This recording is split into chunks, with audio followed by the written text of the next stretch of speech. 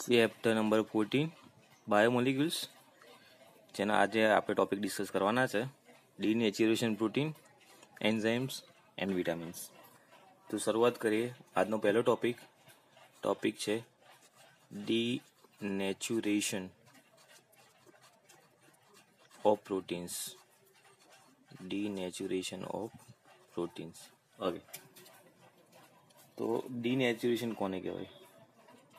તો પ્રોટીન જે છે, કોઈ પણ પ્રોટીન એ જ્યારે બાયોલોજીકલ સિસ્ટમમાં પ્રેઝન્ટ હોય, તો બાયોલોજીકલ સિસ્ટમમાં એટલે કે સેલની અંદર એનું 3 ડાયમેન્શનલ સ્ટ્રક્ચર હોય, જે એક્ટિવ હોય, જે બાયોલોજીકલ એક્ટિવિટી કરતું હોય. તો જે 3 ડાયમેન્શનલ એક્ટિવ સ્ટ્રક્ચર છે એને આપણે કહીએ છીએ નેટિવ પ્રોટીન. તો અહીંયા પહેલો વર્ડ થઈ ગયો નેટિવ પ્રોટીન. તો નેટિવ પ્રોટીન મતલબ કે એવું પ્રોટીન જે બાયોલોજીકલ સિસ્ટમમાં 3 ડાયમેન્શનલ સ્ટ્રક્ચરમાં પ્રેઝન્ટ છે, જે એક્ટિવ છે, જે પોતાનું કામ કરે છે, અને જે બાયોલોજીકલ એક્ટિવિટી કરતું હોય એને નેટિવ પ્રોટીન કહેવાય. હવે જો આ જે નેટિવ પ્રોટીન છે, આ નેટિવ પ્રોટીનમાં જો કોઈ ચેન્જીસ લાવવામાં આવે, એ ચેન્જીસ સપોઝ ફિઝિકલ ચેન્જ હોઈ શકે, કાં તો એ ચેન્જ કેમિકલ ચેન્જ હોઈ શકે. એટલે જો આ નેટિવ સ્ટ્રક્ચરમાં ફિઝિકલ કે કેમિકલ ચેન્જ લાવવામાં આવે તો એ જે પ્રોટીન છે એ પ્રોટીનનું સ્ટ્રક્ચર ચેન્જ થાય. હવે ફિઝિકલ ચેન્જ એટલે કયા ચેન્જ હોઈ શકે? તો ફિઝિકલ ચેન્જ એટલે કે મતલબ ટેમ્પરેચર ઇન્ક્રીઝ કરવામાં આવે,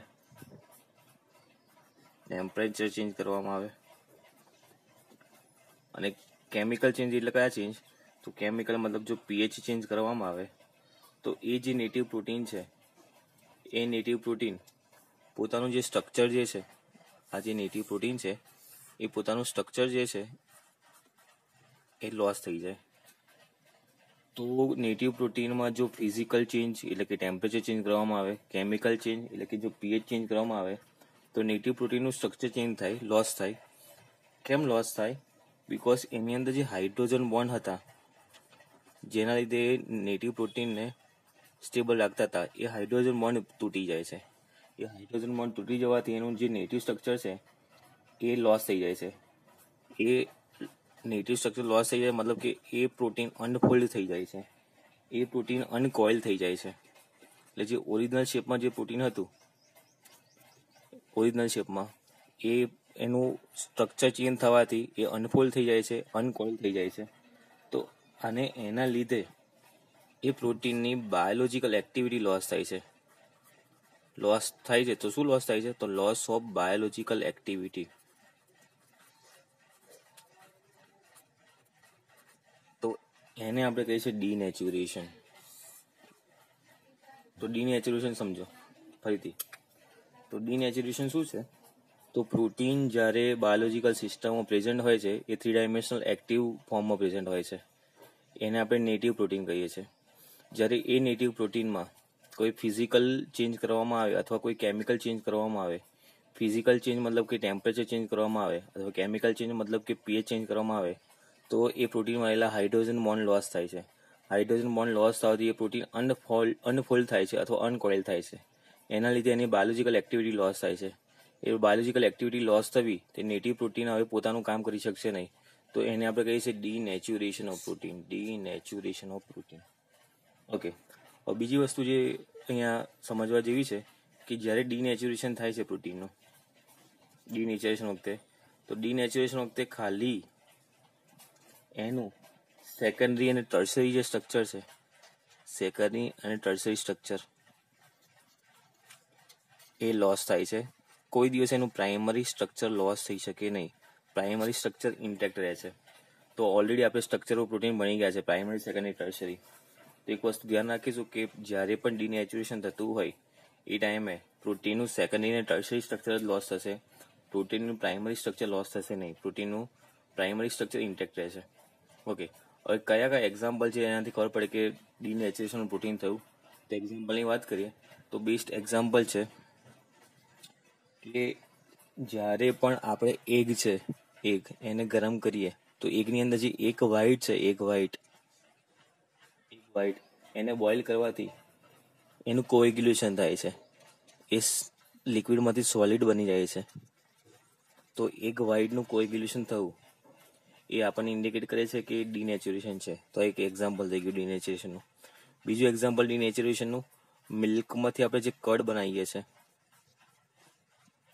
તો મિલ્કમાંથી જે કર્ડ બને છે, એક મિલ્કમાંથી કર્ડ બનાવવા માટે લેક્ટિક એસિડ પ્રોડ્યુસ થાય છે. લેક્ટિક એસિડ કોણ પ્રોડ્યુસ કરે છે?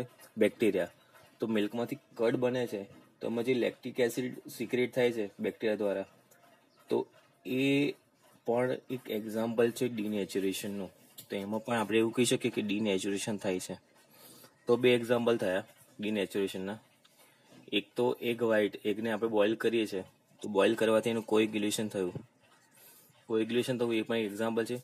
મિલ્કમાંથી કર્ડ બનવું એ પણ એક્ઝામ્પલ છે ડિનેચરેશનનું. તો આ થઈ વાત ડિનેચરેશન પ્રોટીનની. ઓકે, હવે આપણે નેક્સ્ટ ટોપિક જોઈશું એન્ઝાઇમ્સ. તો એન્ઝાઇમ શું છે, એની એક્ટિવિટી કેવી હોય એની આપણે વાત કરીએ. તો નેક્સ્ટ ટોપિક છે આપણો એન્ઝાઇમ્સ. Okay, enzymes. ઓકે, આપણને ખબર જ છે કે life is possible due to coordination of various chemical reactions. આપણી બોડીમાં જે પણ કેમિકલ રિએક્શન્સ થાય છે, એ કેમિકલ રિએક્શન્સથી આપણને એનર્જી મળે છે. એ કેમિકલ રિએક્શન્સથી એનર્જી મળે છે, એટલા માટે લાઈફ પોસિબલ છે. તો લાઈફ પોસિબલ છે બીકોઝ આ કેમિકલ રિએક્શન વચ્ચે કોઓર્ડિનેશન છે. એક્ઝામ્પલ જોઈએ હવે કેમિકલ રિએક્શન્સના. તો ડાયજેશન ઓફ ફૂડનું ડાયજેશન થવું, એ ફૂડ ડાયજેશન થયા પછી એનું એબ્ઝોર્પ્શન થવું, એબ્ઝોર્પ્શન ઓફ ફૂડ, એ ફૂડમાંથી આપણને એનર્જી મળવી. તો એ બધા જે મોલિક્યુલ્સ, એ બધા જે રિએક્શન્સ છે જેમાંથી આપણને એનર્જી મળે છે, એના લીધે લાઈફ પોસિબલ છે. આ બધા જ રિએક્શન જે છે એકબીજા સાથે કોઓર્ડિનેશનમાં છે, અને આ બધા જે રિએક્શન છે એને આપણી બોડીના બાયોકેટાલિસ્ટ જે છે એ પરફોર્મ કરે છે. આપણી બોડીના બાયોકેટાલિસ્ટ. અને આપણી બોડીના બાયોકેટાલિસ્ટને આપણે નામ શું આપીએ છીએ? એને આપણે કહીએ છીએ એન્ઝાઇમ્સ. તો આ બધા જ રિએક્શન્સ છે એ એન્ઝાઇમ્સ પરફોર્મ કરે છે. એન્ઝાઇમ્સના લીધે આ બધા રિએક્શન્સ થાય છે, કેમિકલ રિએક્શન, અને એના લીધે એનર્જી મળે છે અને લાઈફ પોસિબલ બને છે. એન્ઝાઇમ્સ એટલા બધા ઇમ્પોર્ટન્ટ છે. મોટાભાગના જે એન્ઝાઇમ છે એ ગ્લોબ્યુલર પ્રોટીન છે. ગ્લોબ્યુલર પ્રોટીન શું છે ઓલરેડી આપણે જોઈ ગયા છે. ગ્લોબ્યુલર પ્રોટીન છે. ઓકે, અને એનું એક બીજી ખાસિયત છે કે એ એન્ઝાઇમ છે એ સ્પેસિફિક હોય. સ્પેસિફિક મતલબ કે એક એન્ઝાઇમ જે રિએક્શનમાં પાર્ટિસિપેટ કરતો હોય એ એન્ઝાઇમ બીજા કોઈ રિએક્શનમાં પાર્ટિસિપેટ ના કરે, અને એ એન્ઝાઇમના એના સબસ્ટ્રેટના બેઝ પર પણ નામ આપવામાં આવે. સપોઝ માલ્ટોઝ જે છે એને બ્રેકડાઉન કરીને ગ્લુકોઝ ગેઇન કરીએ, ગ્લુકોઝ પ્લસ ગ્લુકોઝ, તો એના માટેનું જે એન્ઝાઇમ છે એ માલ્ટેઝ છે. માલ્ટેઝ. તો માલ્ટોઝને બ્રેકડાઉન કરો, ખાલી માલ્ટેઝ જ યુઝ થાય, બીજો કોઈ એન્ઝાઇમ યુઝ ના થાય. અને જો એના સબસ્ટ્રેટના નામ પરથી નામ આપ્યું છે માલ્ટોઝ, માલ્ટોઝને બ્રેકડાઉન કરનારો એન્ઝાઇમ એટલે માલ્ટેઝ. તો નામ પણ સ્પેસિફિક છે. માલ્ટોઝ માટે માલ્ટેઝ યુઝ થાય. તો મતલબ માલ્ટેઝ એન્ઝાઇમ માલ્ટોઝના બ્રેકડાઉન કરવા માટે યુઝ થાય, સુક્રોઝના બ્રેકડાઉન કરવા માટે યુઝ ના થાય, લેક્ટોઝના બ્રેકડાઉન કરવા માટે યુઝ ના થાય. મતલબ કે એન્ઝાઇમ કેવા છે? સ્પેસિફિક છે. એ પર્ટિક્યુલર રિએક્શનમાં જ યુઝ થાય છે. ઓકે, એન્ઝાઇમના બીજા એક રીતે નામ આપવામાં આવ્યો છે. તો એન્ઝાઇમના એ કયા રિએક્શનમાં પાર્ટિસિપેટ કરે છે એ પ્રમાણે નામ આપવામાં આવે છે. કારણ કે અમુક એન્ઝાઇમ છે એ ઓક્સિડેશન રિડક્શન બંને રિએક્શનમાં પાર્ટિસિપેટ કરતા હોય, તો એના પરથી એને નામ આપવામાં આવે છે ઓક્સિડો રિડક્ટેઝ. ઓક્સિડો રિડક્ટેઝ. તો પાછળ એઝ લગાવી દેવાનું. એઝ લગાવી દો એટલે એન્ઝાઇમ બની જાય. તો એવો એન્ઝાઇમ જે ઓક્સિડેશન અને રિડક્શન રિએક્શનમાં પાર્ટિસિપેટ કરે છે તો ઓક્સિડો રિડક્ટેઝ કહેવાય. તો કયા રિએક્શનમાં પાર્ટિસિપેટ કરે છે એના નામ પ્રમાણે પણ એન્ઝાઇમનું નામ આવે છે, અથવા કયો સબસ્ટ્રેટ છે એના નામ પરથી પણ એન્ઝાઇમનું નામ આપવામાં આવે છે. તો એન્ઝાઇમનું નામ બેઝડ ઓન સબસ્ટ્રેટ અને બેઝડ ઓન રિએક્શન પણ નામ આપવામાં આવે છે. ઓકે, હવે એન્ઝાઇમ કેવી રીતે કામ કરે છે તો મિકેનિઝમ જોઈએ. તો મિકેનિઝમ ઓફ એન્ઝાઇમ. ઓકે, હવે એન્ઝાઇમ જે છે એ ઓલવેઝ સ્મોલ ક્વોન્ટિટીમાં જ જરૂર છે, એની કંઈ વધારે ક્વોન્ટિટીની જરૂર નથી. એન્ઝાઇમ ઓલવેઝ સ્મોલ ક્વોન્ટિટીમાં જ રિક્વાયર્ડ છે, બિકોઝ એ કેટાલિસ્ટની જેમ જ કામ કરે છે. તો એનું મેઇન કામ શું છે? તો એનું મેઇન કામ છે જે એક્ટિવેશન એનર્જી હોય છે, જે કોઈ પણ કેમિકલ રિએક્શન માટે જોતી હોય છે, કેમિકલ રિએક્ટરમાંથી પ્રોડક્ટ બનાવવા માટે જે એક્ટિવેશન એનર્જી જોતી હોય છે, એને રિડ્યુસ કરે છે. તો એક્ટિવેશન એનર્જીને રિડ્યુસ કરવાનું કામ કરે છે એન્ઝાઇમ. તો એન્ઝાઇમ સ્મોલ ક્વોન્ટિટીમાં જોઈએ છે, એનું કામ છે રિએક્શન માટે જે એક્ટિવેશન એનર્જીની રિક્વાયરમેન્ટ છે એને રિડ્યુસ કરે છે. અને એને રિડ્યુસ કરે છે એટલા માટે એન્ઝાઇમ જે છે રિએક્શન સ્પીડમાં કરાવી શકે. ફોર એક્ઝામ્પલ, એક એક્ઝામ્પલ જોઈએ તો વધારે આઈડિયા આવે કે સુક્રોઝ જે છે, સુક્રોઝનું જો આપણે હાઇડ્રોલિસિસ કરવું હોય તો સુક્રોઝના હાઇડ્રોલિસિસ કરવા માટે જો આપણે એન્ઝાઇમ યુઝ ના કરીએ તો એની એક્ટિવેશન એનર્જીની જરૂર છે 6.22 કિલોજુલ પર mole for hydrolysis of sucrose. પણ જો એ માટે એન્ઝાઇમ યુઝ કરીએ, એન્ઝાઇમ ઇન્વર્ટીસ કે સુક્રેઝ, તો એન્ઝાઇમ યુઝ કરવાથી એની જે રિક્વાયરમેન્ટ છે એ ઘટી જાય છે 2.15 કિલોજુલ પર મોલ. આટલી જ એની એક્ટિવેશન એનર્જીની રિક્વાયરમેન્ટ રહેશે. એનો મતલબ શું થયો કે એન્ઝાઇમ વગર એક્ટિવેશન એનર્જી આટલી જરૂરી છે અને એન્ઝાઇમ સાથે એની એક્ટિવેશન એનર્જી આટલી જ જરૂર પડે છે. મતલબ કે એન્ઝાઇમે શું કર્યું, એક્ટિવેશન એનર્જીની જે રિક્વાયરમેન્ટ હતી એને ઓછી કરી, રિડ્યુસ કરી. અને એટલા માટે જ એન્ઝાઇમ રિએક્શનને સ્પીડમાં કરાવી શકે છે, એન્ઝાઇમ રિએક્શનને ફાસ્ટ કરાવી શકે છે. તો આ થઈ મિકેનિઝમ ઓફ એન્ઝાઇમની વાત. તો એન્ઝાઇમનું કામ છે એક્ટિવેશન એનર્જીને ઓછી કરવાની. જે એક્ટિવેશન એનર્જી સુક્રોઝ માટે 6.22 જોતી હતી એ એન્ઝાઇમની હેલ્પથી એ ખાલી 2.15 જોઈએ છે. તો એક્ટિવેશન એનર્જી એન્ઝાઇમની પ્રેઝન્સમાં ઓછી થઈ જાય છે. અને એના માટે સુક્રોઝ માટે કયો એન્ઝાઇમ છે? સુક્રેઝ અથવા ઇન્વર્ટેસ. ઓકે, તો આ થઈ એન્ઝાઇમની વાત. આપણો નેક્સ્ટ ટોપિક છે વિટામિન્સ. તો નેક્સ્ટ ટોપિકની વાત કરીશું. આપણો નેક્સ્ટ ટોપિક છે vitamins.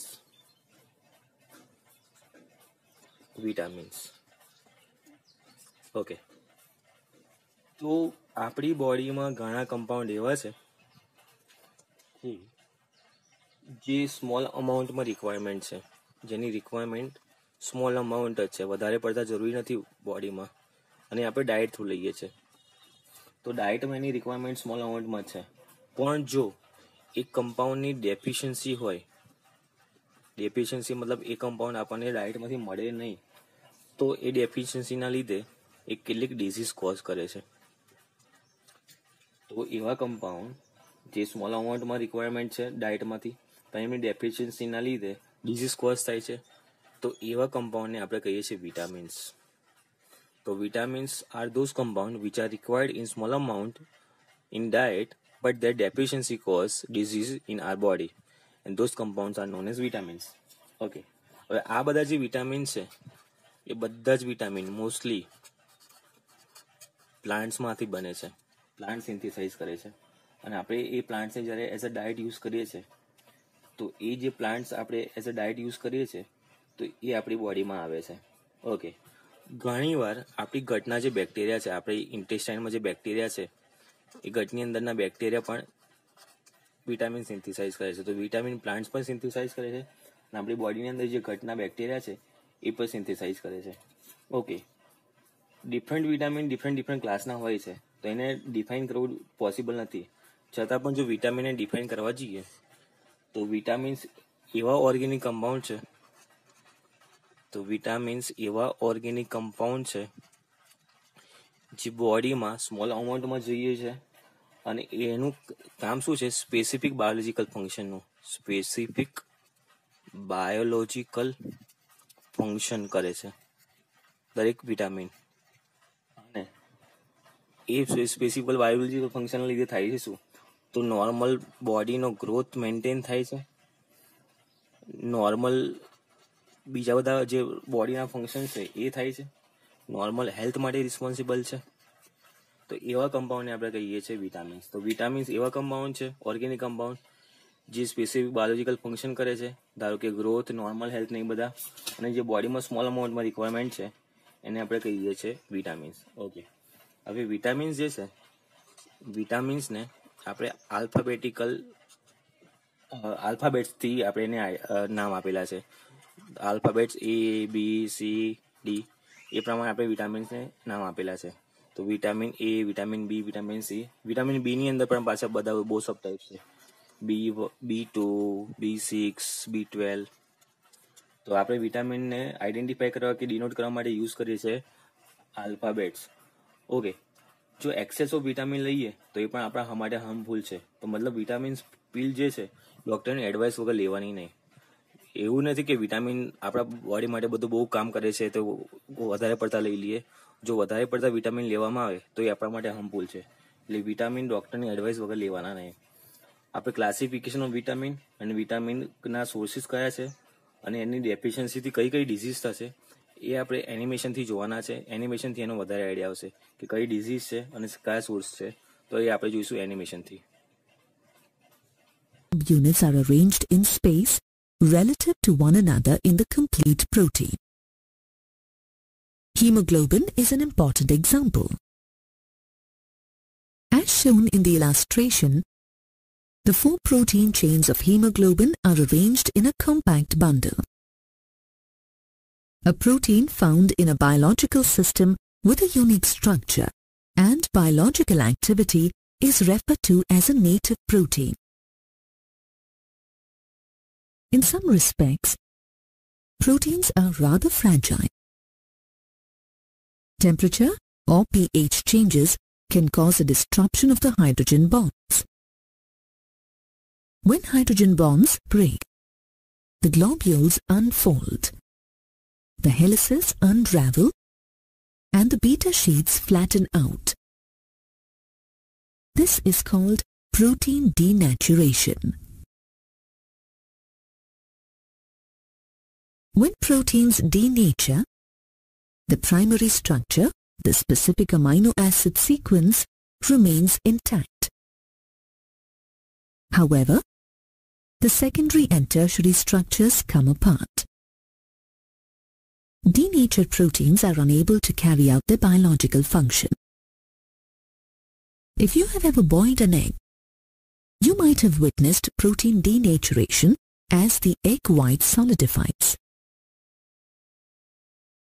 Enzymes are proteins that catalyze reactions, speeding up the reaction rate. Enzymes speed up reaction rates by reducing the activation energy. Most enzymes are globular proteins. Enzymes catalyze specific reactions regulating a variety of functions in the body. Enzymes are exquisitely sensitive, acting only on a certain substrate or class of substrates.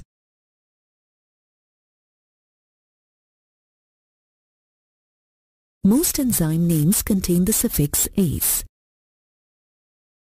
Enzymes may be named after the substrate they act on. For example, the enzyme maltase catalyzes the hydrolysis of maltose to form 2 molecules of glucose. Alternatively, enzymes may be named after the reaction they carry out. Dehydrogenases or oxidases carry out redox reactions. Isomerases catalyze isomerization reactions. Hydrolases make hydrolysis reactions faster.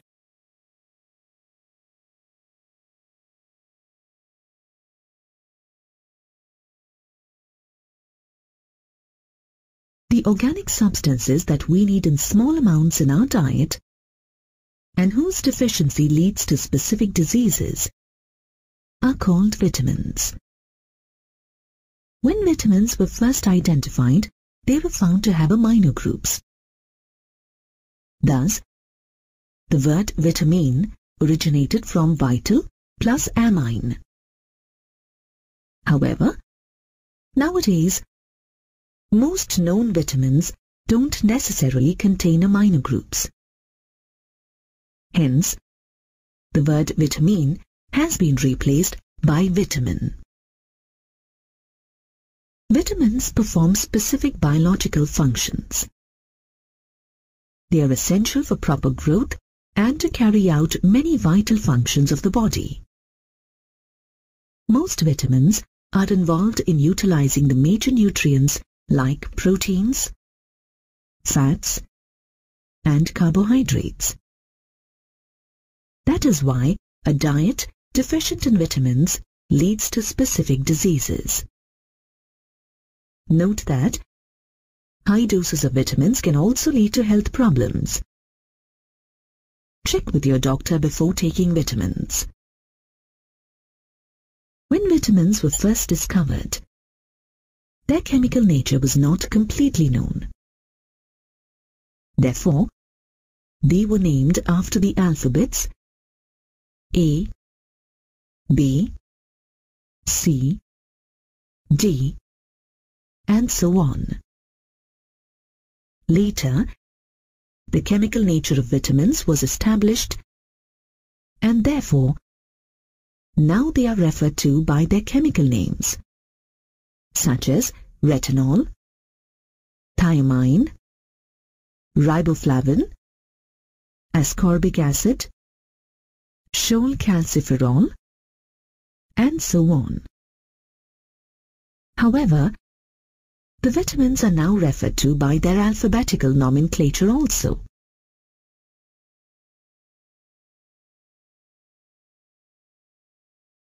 Let us now look at the classification of vitamins on the basis of their solubility.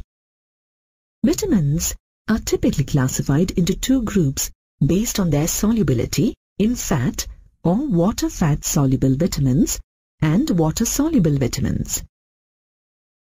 Fat-soluble vitamins are soluble in fats or oils.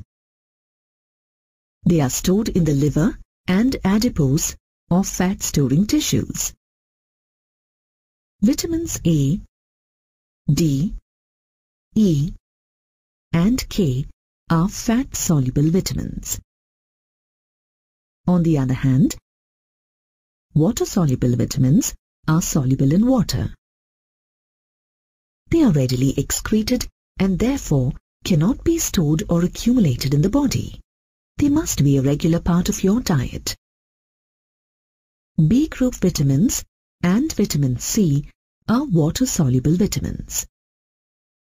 Let us study some important aspects of vitamins with respect to their sources and the diseases that their deficiency cause. Vitamin A is an important fat-soluble vitamin.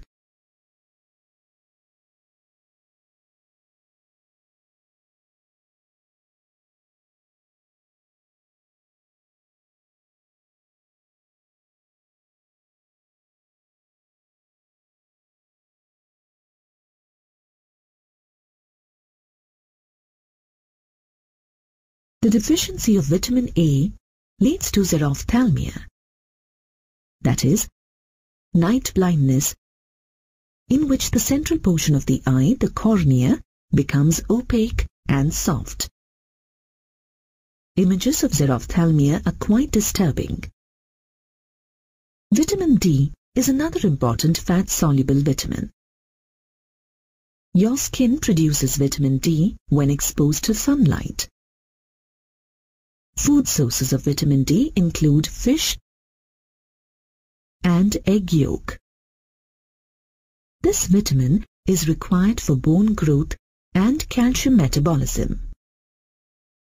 Vitamin D deficiency leads to rickets, that is, bone deformities in children, including soft and weaker bones.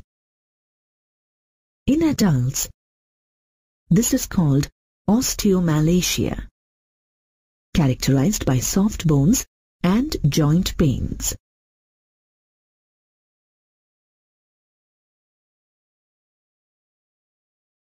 Another important fat-soluble vitamin is vitamin E. Dietary sources of vitamin E include vegetable oils and cereal grains.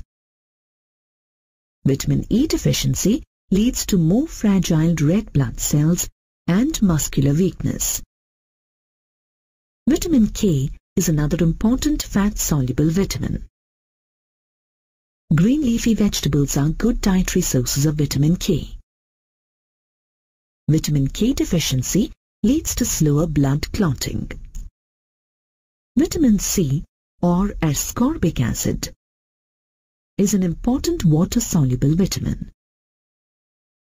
Dietary sources of vitamin C include citrus fruits, amla, and green leafy vegetables. This vitamin is required for the synthesis of collagen and for the calcification of the bones and the teeth. Vitamin C deficiency causes scurvy, characterized by bleeding gums, deformity in bones, etc. B group vitamins are another group of water-soluble vitamins. They are found in meat products, whole grains, milk, and yeast. They are essential for metabolism and the proper utilization of energy sources like carbohydrates, proteins, and fats. B group vitamins include vitamin B1, vitamin B2, vitamin B6, and vitamin B12. Vitamin B1, or thiamine, was the first vitamin to be discovered. The richest source of this vitamin is yeast and the outer layers of cereals like rice, wheat, and millets. A deficiency of this vitamin causes beriberi, which is associated with loss of appetite and retarded growth. Vitamin B2, or riboflavin, is mostly found in milk and milk products, eggs, liver, green leafy vegetables, pulses, wheat, and so on. Insufficient vitamin B2 leads to chelosis, which is characterized by fissuring at the corners of the mouth and lips, digestive problems, and burning sensation in the skin.